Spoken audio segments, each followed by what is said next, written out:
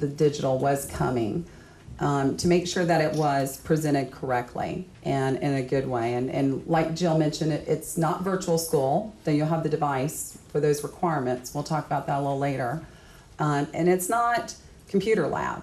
I know, at least for me and Jill, about 6 years ago, we all went and purchased a laptop, and our students really didn't integrate it into the classes. It kind of got pushed to the side. Sometimes they use it for PowerPoint, but the data didn't show any increases for the whole because it wasn't truly integrated. And we've gone around Mooresville Graded School District. They're right outside of Charlotte, and they actually have every single school, their entire school district has gone digital for the last 4 years. And they actually do it all internally with the money that they've saved from switching over from hard textbooks, et cetera. But they truly integrate it in the classroom where the students and teachers are really using the computers, not all the time, about 40 to 50% probably of the time. So we went up there, we wanted to see, and we heard that we would get to talk to the students, we get to talk to the teachers. One of our friends, I don't see her right, Jen, one of Jill's friends in the back, she has a girlfriend who actually teaches at Mooresville School. So again, we're parents, number one. Okay, number one, I didn't want to see my kids plugged in 24/7. Okay, that's not, are they still doing kickball? Are they still writing letters? Are they still doing spelling? And second, we didn't know. We wanted to make sure we weren't just kind of being geared off to certain classes, to certain teachers. So Jennifer was so sweet to hook us up with her girlfriend. And on a Sunday, we're like, well, she'll talk to us on a Sunday. So we started asking all the questions because we knew she wasn't on the tour, to make sure, has it really been helpful? Have you really liked it? Has it given you more free time to do your grading? Has there really been gains? And Jill can talk more about this as well because she's a teacher. She has more patience than me, but she really does. We saw a lot of great things while we were up in Mooresville. As far as teacher collaboration was fantastic. A lot of, there's a hum in the classroom, and there's a lot of remediation going on with the teacher and peer-to-peer teaching. So it just allows for a lot of differentiated instruction.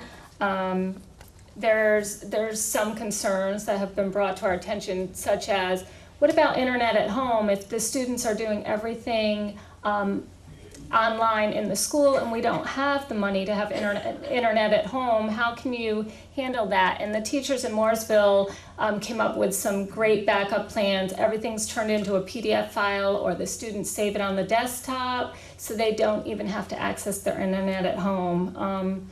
It's great. Dr. Mark Edwards is waiting on the Skype right now, and he's going to be discussing it, and I think you'll find it fantastic. And he is the superintendent at Mooresville Graded School. And who else will be on there? We have teachers Katy Higgins and Tara Gander as well joining him. All right. Welcome, Dr. Edwards. Thank you for coming and speaking to our symposium. Hello, Kim. How you doing? Good, good. You have a standing room only crowd here ready to hear from you. Thank you so much for taking the time out. Okay, well, certainly a pleasure to be with you today. And Mooresville is a community about 30 minutes north of Charlotte. We have just under 6,000 students. We're a bedroom community, but still have some rural affectation and a little bit of urban involvement in the district. All of our students, 3rd through 12th grade, have their own laptops. We're in our 4th year of this program. We've gradually implemented it. We're a district that 5 years ago, our graduation rate was 64%. Last year, it was 91%. We ranked 100th in the district in funding. We ranked 3rd in the state in terms of overall academic achievement, 2nd in the state with graduation rate. And we've seen positive indicators at every grade level at every school in terms of academic achievement. And one of the things I would share, we have really enjoyed and prospered in using digital resources, the hardware and the software. But I would say there are 3 main ingredients that have been key to our success. One is building a culture where there's a commitment to every child every day. That's our motto. And we really do focus in on that. I can honestly say that from every single employee's venue in the district, there is an expectation of everyone making a commitment to improve the opportunities for students. So our culture is the big part of our success, and there's no doubt about it, building that focus on achievement, a sense of efficacy for every teacher, and then a lot of collaboration and teamwork. Ken mentioned that earlier, how important that collaboration has been.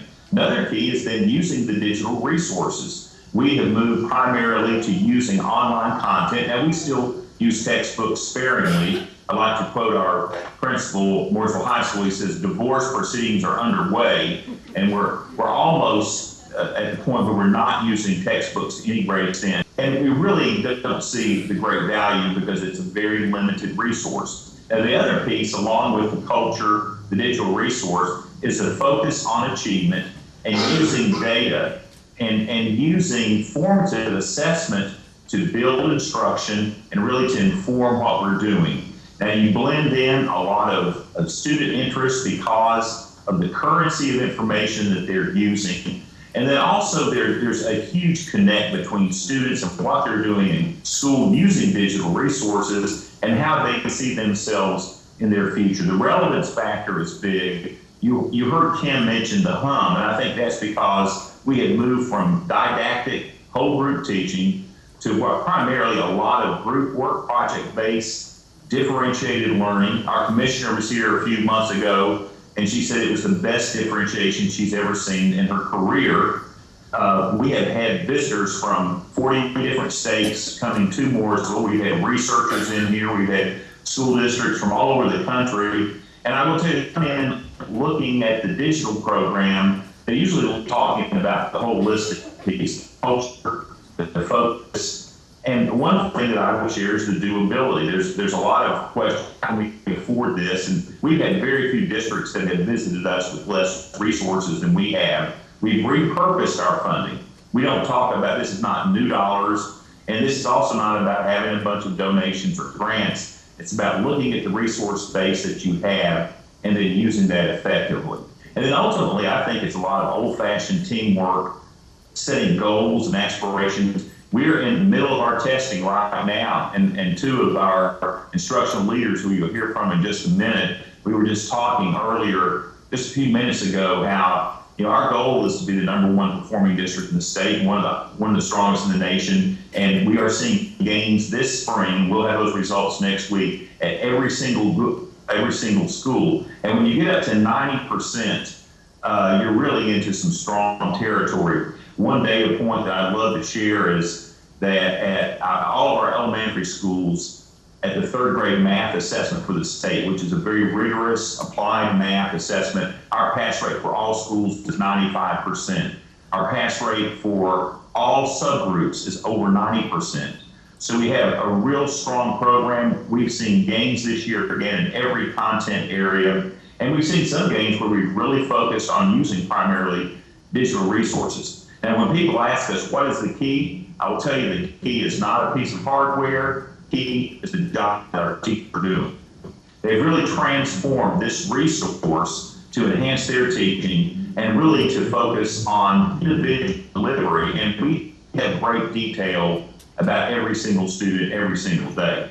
And we have 2 instructional leaders, and I'd like to switch over, and both of them will spend a few minutes with you. And again, they're the individuals. They profile the type of leadership that we need in every classroom in the district.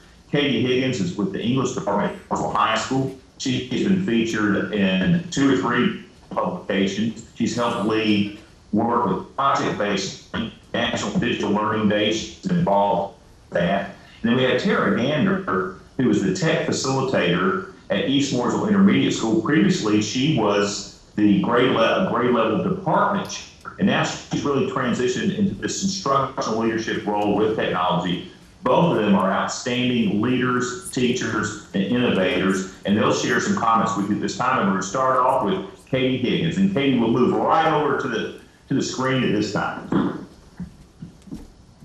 Hello. As Dr. Edwards said, I am an English teacher at Mooresville High School, and this is my 7th year at Mooresville. So I was here for the conversion just from the beginning of implementing the computers in the classroom. From the teacher perspective, it's really important for teachers to remember to be open-minded, flexible, as well as very purposeful as to how they're going to integrate the technology into their classroom. As a teacher, your role changes when you have this resource and these computers with your students. You only become the facilitator where you're guiding your students and they are able to take ownership of their own learning. You can empower your students to do that. And you really have to be flexible because you have to let go of some control a little bit, which is very scary as an educator. And you have to have an open mind that not everything's going to be 100% the way that you saw it going, but that's the exciting thing, is that your students are going to come up with ideas that you never thought of, or they're going to create projects that are beyond your imagination. And they are not only, taking charge of that learning, but they're teaching others, they're teaching you, and they feel proud of what they're able to do. And they can share that not just with their classroom, but also outside of the classroom. One of the mistakes I feel is when teachers first get the computers in the classroom is they want to use the computer just because they have it and it's exciting. And so it's really important, as Dr. Edwards was mentioning, for us to have that focus and that purpose and that data-driven instruction to really help use the computers to help teach our students and focus on the skills. We're not using the computers just for the sake of using the computers and expecting that to teach our students. We're still, in charge that way and using it in order to help them collaborate, help them build new skills, research, whatever that may be. And I'll pass it over to Ms. Gardner. Gander, sorry. Hello there. I'm a technology facilitator at a 4-6 school. It's East Mooresville Intermediate School. And originally, just like Dr. Edwards said, I was in the classroom and then moved into this position. So I came into the position thinking, what do I need out of a tech facilitator and what would help me most as a classroom teacher?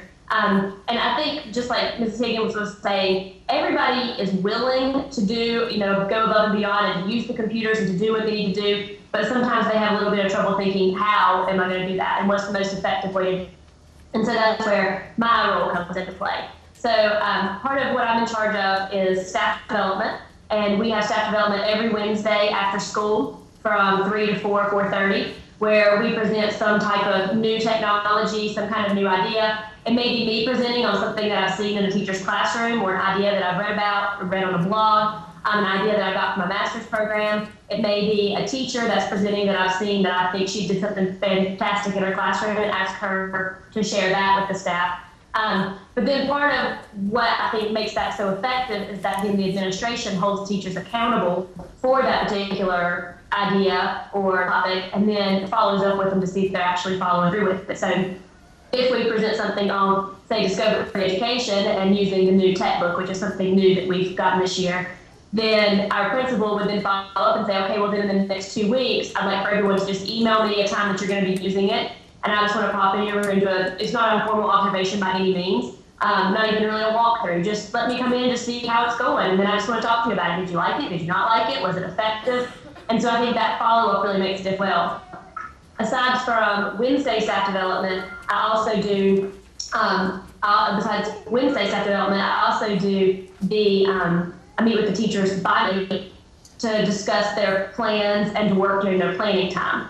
They can schedule me extra if they choose to. We can meet and I can come in and lead a lesson if they're not comfortable leading a lesson and it involves, say, a program like iMovie, which can sometimes be overwhelming. I can come in and lead that. Or I can just be an extra set of hands in the room if they're comfortable with it, but they just want someone else in there. A teacher and I recently, we met during our planning, planned out an entire lesson. I came in, helped with each stage of the lesson throughout the classroom, and then I came back in the end, I actually helped her grade it and to develop her and her raising the angel. So I can be as involved as they want me to be, but it's just basically coming up with those ideas and helping them to implement them and teach lots of great ideas. But part of, I think, what makes my job so cool is that I get a chance to share them with everyone and to help, with that collaboration piece. And I'll turn it back over to Dr. Edwards. Dr. Edwards, could you speak from a superintendent's viewpoint? We are proposing, if we go statewide with a proper rollout plan, that we would start with one pilot district per each of our 5 DOE regions. I think St. John should be for our region. And as a superintendent, what do you have to do? Obviously, we need strong leadership, but speaking directly to our superintendents, how do you make that occur? Well, sure, I'm glad to do that, Kim. And I will tell you that I recall when I first started teaching in Hernando County, Florida, and driving to St. John's Community College when I was coaching basketball to hopefully to help a couple young men get scholarships. I also served in Sarasota and have a lot of friends and colleagues in Florida, and have seen a lot of great work going on in the state. But I think a real key is building the team with you and building capacity, and that includes principals, central office staff, school board, community members. We've engaged our community in a lot of dialogue, just like you're doing tonight, and engaged the community, talked about what we want for our, how we can leverage our resources to make that happen. And then a real key thing is we've invested a lot of time, energy, and effort on building teacher leadership capacity. Both Ms. Gander and Ms. Higgins are fine examples of teacher leadership. And I think so part of the job of the superintendent is to create it with the team, a vision, then natural through work. And I think it takes a lot of work and effort. But when we see the students respond to how we're teaching, the teachers have been enjoying teaching. We haven't had a salary increase in going on 4 years. We've been cut over 10% of our budget during that time. Our class sizes are over 30 per class, 4 through 12. And yet at the same time, our teachers' morale has remained strong. And sure, they'd like to receive a salary increase, but I will tell you, I asked a teacher recently and she said, I'm being more successful than I ever have. So building that culture, working together with school boards and elected officials to leverage the resource base. I know there's interest in Florida. I know I've been involved with the National Alliance with Governor Bush and Governor Wise from West Virginia. And so there's a lot of interest, and I really think that the idea, Kim, of having a pilot district that steps up, that embraces the idea and the commitment to do this, because it takes a commitment. You'll hit bumps, you'll have some problems, but working through those bumps and problems will require leadership, superintendent leadership.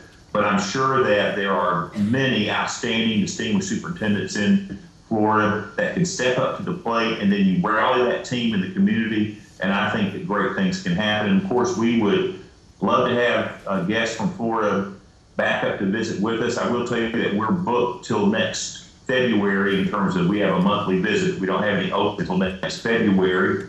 But we also do a training in the summer. That conference is sold out. But a year from this summer, as the teams in Florida are ramping up, we would invite you to come join our Summer Connection, where we have districts coming from all over the country and kind of joining hands and spirits and minds in building a process to move forward with the digital conversion. Okay, I have a two-part question. I know you don't have that much time. First, can you explain to our group of parents and teachers out here and educators your role that you're playing at the national level, on the national board? It's very, very exciting.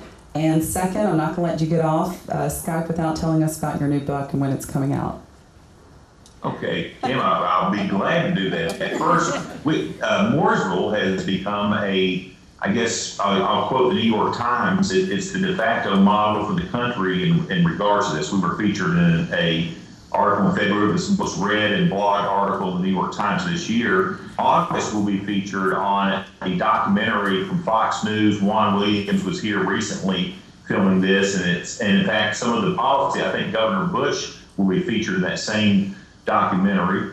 I've also been involved with the League of Innovative Schools at the national level, and we were asked to be involved with the presentation at the White House last October. That is now translated to the League of Innovative Schools, and we've had one meeting here in Mooresville. We're meeting around the country with 30 innovative national school leaders, 30 superintendents from 30 different states, and plan to build and grow that. Hopefully we'll want to recruit. We currently don't have a superintendent from Florida, so we'd like to recruit a superintendent to be involved in that process. We've also been involved with the National Alliance and National Digital Learning Day with Governor Bush and Governor Wise, and also involved with Harvard at the Harvard Roundtable last year. And then I will share that I've been working on the last year or so, and the name of the book is Every Child, Every Day, Digital Conversion for Academic Achievement. And it's our motto in Mooresville is Every Child, Every Day. In fact, Miss Gander and Miss Higgins are featured in that book, and it will come out, it goes to production in June, and I believe it'll be out in September or October. And I really think it will be a very practical blueprint with a lot of anecdotes that I think will be valuable that teachers up through superintendent, school board, and community leaders will enjoy. And I hope that everyone in Florida would enjoy that book. Well, thank you so much, Dr. Edwards, and Tara and Katy as well. And thank you for sharing with us, because we are going to do it right here in Florida, and we appreciate being able to replicate what you've been doing, and we just wish you continued success. Jill is here too. I'm so much taller. I don't know if you saw her, Dr. Edwards. Hi, Dr. Edwards. Hi, Jill. All right, well, Good thank to see you you so guys. much. Best wishes, and it was good with you this evening. Thank you. Ditto. Have a great evening.